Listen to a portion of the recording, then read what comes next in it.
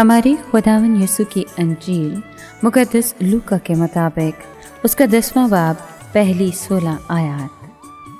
इसके बाद खुदावन ने 72 और मुकर्रर किए और उन्हें दो दो करके हर शहर और गांव को अपने आगे भेजा जहां वो खुद जाने को था।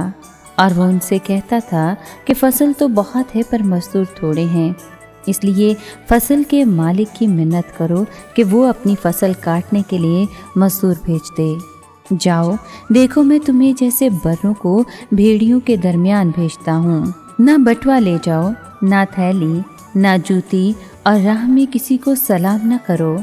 और जिस किसी घर में दाखिल हो पहले कहो कि इस घर को सलाम।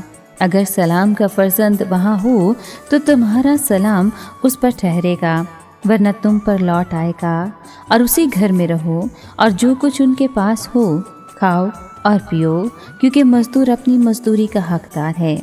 घर घर न फिर, और जिस किसी शहर में दाखिल हो और जहाँ तुम्हें कबूल किया जाए तो जो कुछ तुम्हारे सामने रखा जाए खाओ, और वहाँ के बीमारों को शिफा दो।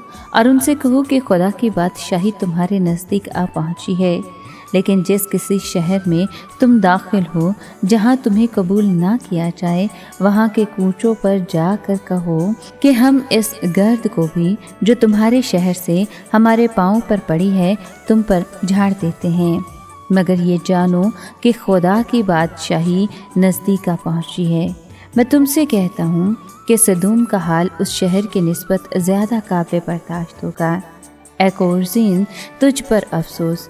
ए बैतुल सदा, तुझ पर अफसोस, क्योंकि ये मोज़े जो तुम्हारे दरमियान दिखाए गए अगर सूर और सदून में दिखाए जाते तो वो टाट ओढ़ कर और खाक में बैठकर कब के ताइब हो गए होते।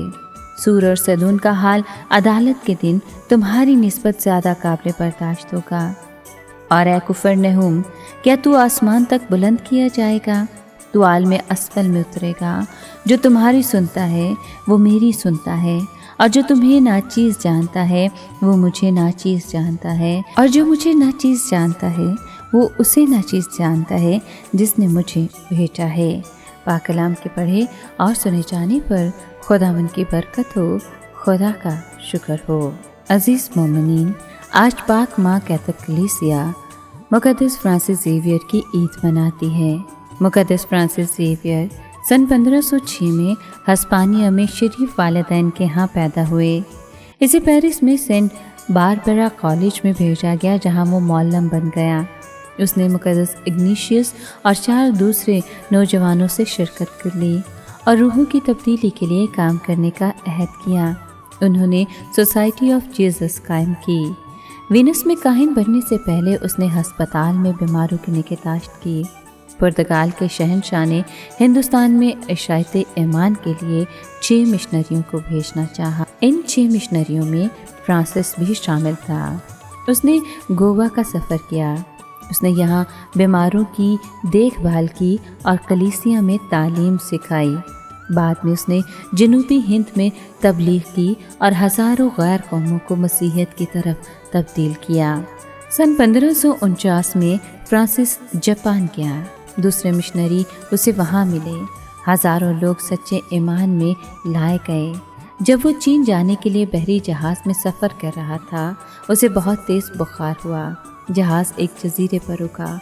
वो वहाँ एक पुराने खोखे में 2 दिसंबर सन 1552 को अपने खालिक हकीकी से जा मिला। मुकद्दस फ्रांसिस ज़ेवियर गैर मुल्की मिशनों का मुरब्बी है। उसका शोलाज़न दिल उसकी खुदा और रूहों से गहरी मोहब्बत का निशान है। ए खुदावंद, हमें भी मुकद्दस फ्रांसिस ज़ेवियर जैसा जज्बा अता फरमा कि हम भी तुझ में आगे बढ़ते जाएं और हमारे भी दिल तेरी मोहब्बत के गवाह बने। आमीन।